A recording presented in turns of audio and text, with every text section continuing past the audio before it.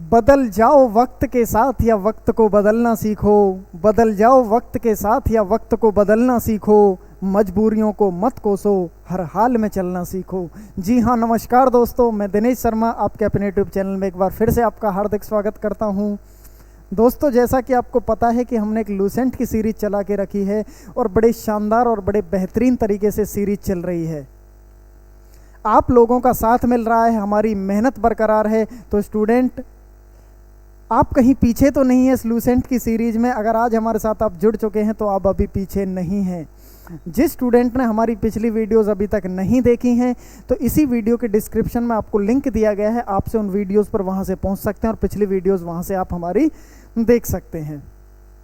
तो स्टूडेंट, आज की क्लास के ज़्यादा समय को ज़्यादा जाया ना करते हुए आज की क्लास को हम स्टार्ट करते हैं। तो सारे बच्चे हमारे साथ जुड़ जाइए फटाफट। Good evening to everyone, good evening to all of you. सभी को सायंकाल की राम राम, जय हिंद, जय भारत। सारे बच्चे जुड़ जाइए फटाफट भैया। तो आइए स्टूडेंट, हम क्लास को स्टार्ट करते हैं। पिछली क्लास में हम लाइट के चैप्टर के बारे में इसमें जिक्र कर रहे थे, लूसेंट सीरीज का, और उस लाइट चैप्टर के कुछ पार्ट हम कर चुके हैं और कुछ आज की क्लास में करेंगे और बचेगा तो अगली क्लासेस में देखने को मिलेगा।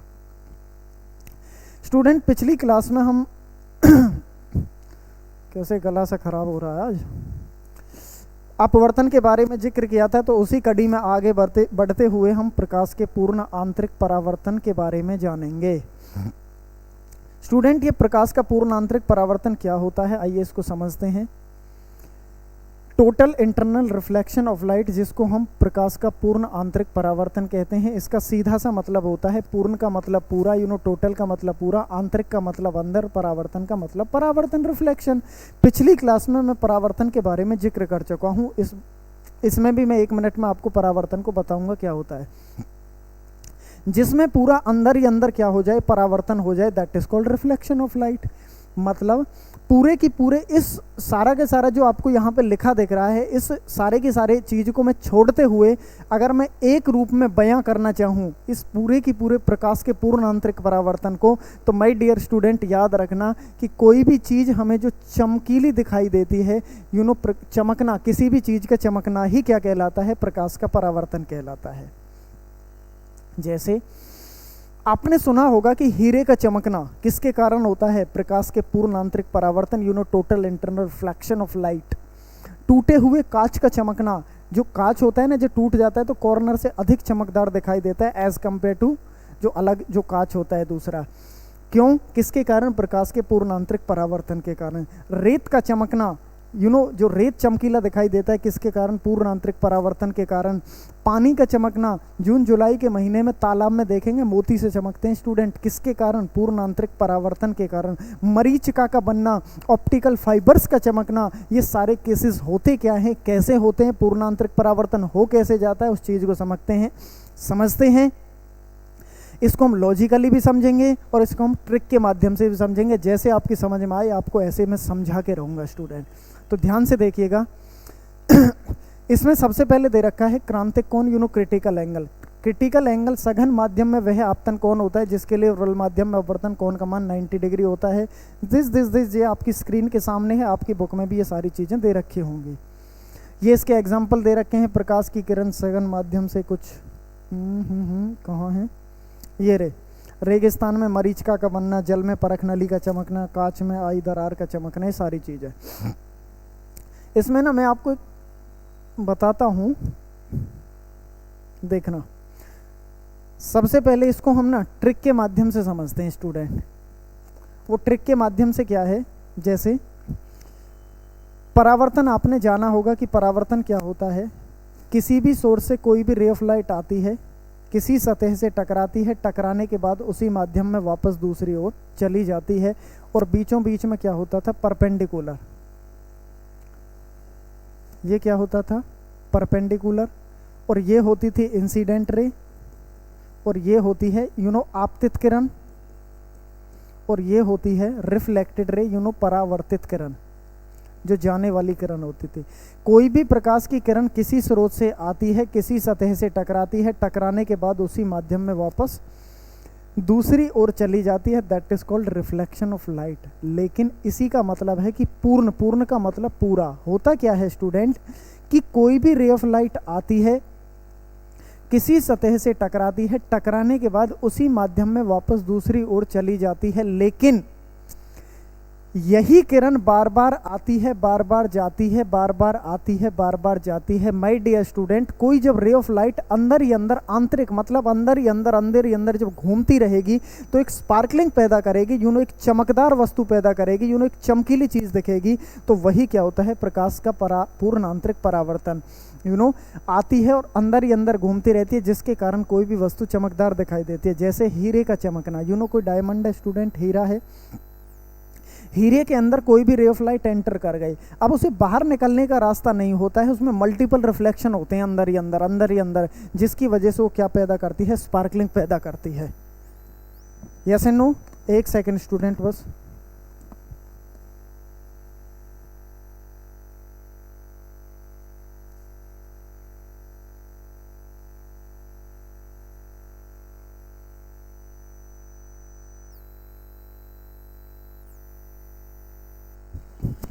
क्लियर होगा स्टूडेंट? जैसे आपने देखा होगा एक टूटा हुआ कांच किस कारण चमकदार दिखाई देता है, टूटा हुआ कांच किस कारण चमकदार दिखाई देता है, जैसे दरार आ जाती है तो दरार के अंदर ना रे ऑफ लाइट एंटर कर जाती है, लेकिन उसको बाहर निकलने का रास्ता नहीं मिलता है, अंदर ही अंदर घूमती रहती है, जिसकी वजह से वो दरार कैसी दिखाई देती है, चमकीली दिखाई देती है। तो टूटे हुए कांच का चमकना, ऑप्टिकल फाइबर्स का चमकना, प्रकाशीय तंतु का चमकना, कि sir what is optical fibres, what is प्रकाशीय तंतु? माय डियर स्टूडेंट, प्रकाशीय तंतु वो होते हैं, आपने ना देखा होगा जब कभी मेले वगैरह में आप जाते होंगे तो बाल बाल से होते हैं ना, चमकीले चमकीले से जो दिखते हैं वो फाइबर के, तो वही चीज़ें होती हैं। या प्रैक्टिकल आप ऐसे समझिए, डिस्क की डोरी को जब छीलते हैं तो उसके अंदर एक सिल्वर कलर का जाला सा निकलता है, दैट इज कॉल्ड फाइबर। या फाइबर की चादर लगी होती हैं घरों में, देखिए ना छत पे लगी होती हैं, गेट के सामने लगी होती हैं, ये तो आमतौर पर देखा होगा, तो उनके अंदर रेसे रेसे से होते हैं, चमकीले चमकीले से। वो किस कारण दिखाई देते हैं, प्रकाश के पूर्ण आंतरिक परावर्तन के कारण दिखते हैं। क्लियर है? लेकिन यहाँ पे लॉजिकली क्या कहता है उस बात को समझिए, जहाँ से कुछ क्वेश्चंस भी बन जाते हैं। थोड़ा सा बड़ा कर देता हूँ मैं इसको।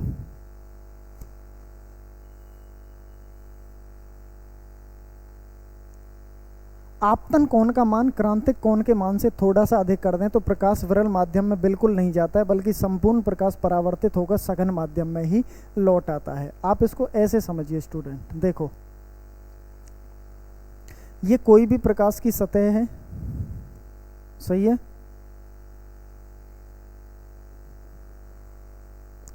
यहां से कोई भी रे ऑफ लाइट जाती है, प्रकाश हमेशा सीधी रेखा में चलता है, इसको ऐसे जाना चाहिए था। ये बीचों बीच में क्या होता है, परपेंडिकुलर। ये क्या है, परपेंडिकुलर। ये है स्टूडेंट सघन माध्यम, मैं यहाँ लिख रहा हूँ, दिख रहा है? ये है सघन माध्यम और ऊपर है विरल माध्यम। और विरल का मतलब होता है हल्का, रेयरर मीडियम, और इसका मतलब होता है डेंसर। और ये आप अपवर्तन में पहले ही पढ़ चुके हैं माय डियर स्टूडेंट, कि जब कोई प्रकाश की किरण सघन माध्यम से विरल माध्यम में प्रवेश करती है तो अभिलंब से दूर हट जाती है, अभिलंब से परे चली जाती है, far away from the perpendicular. इसको जाना चाहिए था ऐसे, लेकिन ये परपेंडिकुलर से कहाँ जाती है, इस तरह से भागती है दूर। परपेंडिकुलर से कहाँ जा रही है, दूर जा रही है। लेकिन अब ये जो जाने वाली किरण है दैट इज कॉल्ड आपतित किरण, इंसिडेंट रे।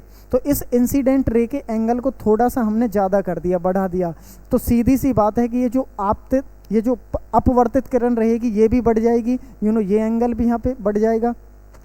थोड़ा सा इसको और बढ़ा दिया तो ये और बढ़ जाएगी, थोड़ा सा इसको और बढ़ा दिया स्टूडेंट तो एक स्टेज ऐसी आएगी कि अब ये जो प्लेन है इसके समानांतर चलती रहेगी, और यहीं आकर ये कितने डिग्री का एंगल बन जाता है, 90 डिग्री का एंगल बन जाता है। और यहीं से हमारा क्या शुरू हो जाता है, प्रकाश का पूर्ण आंतरिक परावर्तन।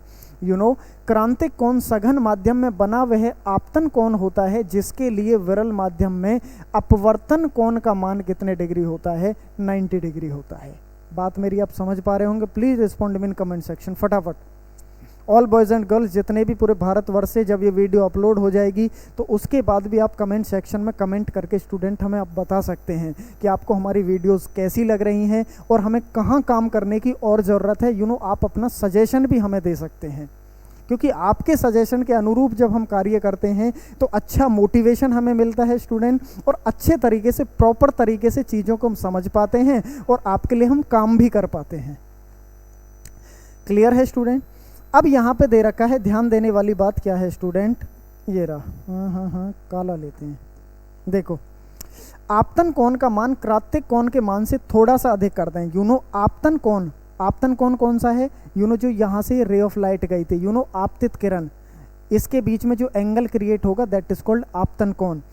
आपतन कोण का मान क्रांतिक के थोड़ा सा अधिक कर दें तो प्रकाश विरल माध्यम में बिल्कुल नहीं जाती है, बल्कि संपूर्ण प्रकाश परावर्तित होकर कहाँ लौट आता है? सघन माध्यम में। यदि इसको और थोड़ा सा बढ़ा दूं यहाँ से, तो ये अब तक तो यहाँ चल रही थी, लेकिन अब ये कहाँ आने लगेगा? उल्टा उसी माध्यम में।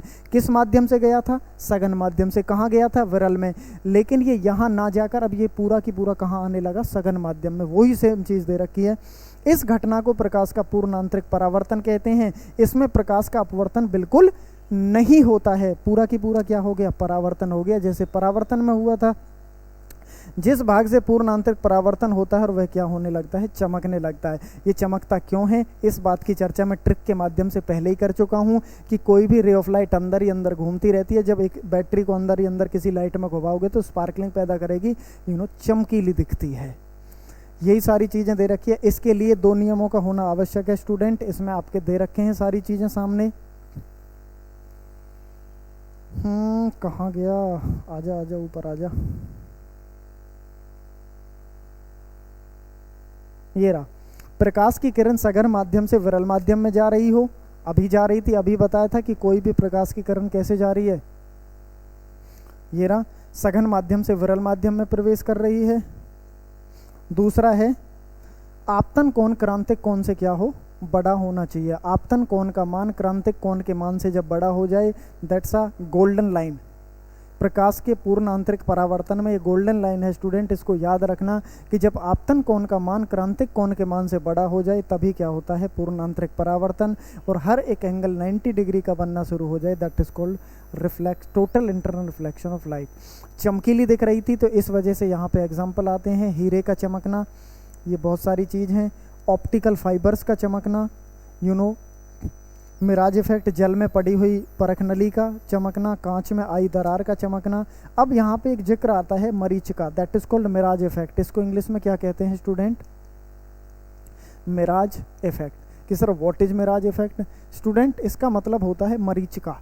मिराज इफेक्ट का मतलब क्या होता है कि जब आप स्कूटर से जा रहे हो, स्कूटी से, बाइक से या गाड़ी से जब आप जा रहे होते हैं तो अधिकतर गर्मियों के मौसम में आपने क्या देखा होगा कि जैसे सड़क पे पानी पड़ा हुआ है, लेकिन जब एक्चुअल में वहाँ पे जाके देखा जाता है तो वहाँ पे कुछ भी नहीं होता है। अब ये हमारी आंखों को क्या होता है? धोखा, भ्रम होता है। और इस भ्रम का जिक्र मैं पिछली क्लास में कर चुका था। जिन बच्चों ने हमारी जो आज ये वीडियो देख रहे होंगे उनके दिमाग में क्वेश्चन चल रहा होगा कि सर आपने तो ऐसे बताया था कि जहाँ भ्रम होता है, जहाँ धोखा होता है हमारी आंखों को, तो वहाँ पे तो प्रकाश का अपवर्तन होता है। एक रूप में बयां कर दिया था मैंने, उसको पिछली वीडियो देख सकते हैं, इसी वीडियो के डिस्क्रिप्शन में लिंक दिया गया। मैं बार बार कहता हूँ स्टूडेंट, इस तरह से हम आपको पढ़ाएंगे। पढ़े हो किस चक्कर में? कोई नहीं है टक्कर में। साथ में जुड़े रहिएगा, बने रहिएगा, हमारा इंतजार करते रहिएगा।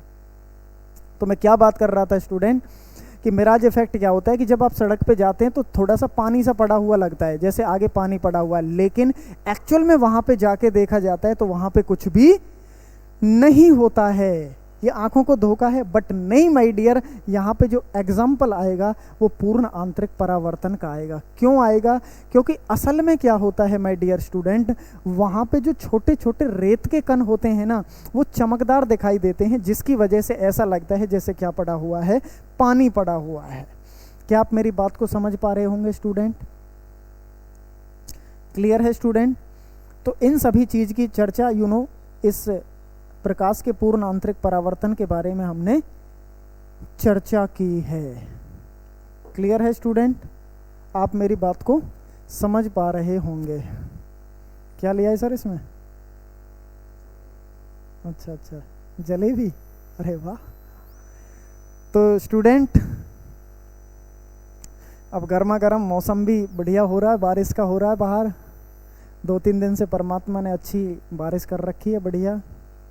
और अभी सर हमारे गरम गरम जलेबी लाए हैं, तो मुझे तो ऐसा लगता है क्लास को छोटा ही करना पड़ेगा, क्योंकि जलेबी रखी है मेरे सामने। Yes and no? तो हम जलेबी खा लेते हैं, आज की क्लास में कंसेप्ट को इतना ही रखते हैं, फिर इसी अंदाज में आपसे अगली क्लास में फिर मुलाकात होगी स्टूडेंट। ये मत समझना कि मुझे जलेबियों का ध्यान है, आपका नहीं है, मुझे आपका पूरा पूरा ध्यान है, लेकिन आज की क्लास को मैं छोटा रखूँगा, मुझे कुछ और भी काम है स्टूडेंट, एक काम करना है, तो आज की क्लास को हम छोटा ही रखते हैं। तो स्टूडेंट ऐसे ही किसी कंसेप्ट के साथ इसी लूसेंट सीरीज में ऐसे ही किसी कंसेप्ट के साथ आगे बढ़ते हुए अगली क्लास में फिर इसी अंदाज में फिर आपसे हम मिलते हैं। मैं आपसे एक ही बात कहता हूँ कि हमारे चैनल का नाम है क्रेजी कीड़ा, जो साइंस की मिटा देगा आपकी जड़ से पीड़ा। तो स्टूडेंट आज अगर हमारे साथ आप नए जुड़े हैं, अगर आपने अभी तक चैनल को सब्सक्राइब नहीं किया है तो प्लीज़ हमारे चैनल को सब्सक्राइब कर लीजिएगा और बेल आइकन का बटन ज़रूर दबा लीजिएगा। क्यों? क्योंकि आपको नोटिफाई हो जाता है आधे घंटे पहले कि हम लाइव आने वाले हैं या हमारी कोई वीडियो अपलोड हो चुकी है, जिससे आपको पहले ही नोटिफिकेशन प्राप्त हो जाता है। तो इन्हीं शब्दों के साथ मैं अपने आने को विराम देता हूं। एक बार हमसे जुड़ने के लिए आपका पुनः दिल की गहराइयों से प्रेम पूर्वक बहुत बहुत आभार, बहुत बहुत धन्यवाद। Love you all student. Okay, thank you so much.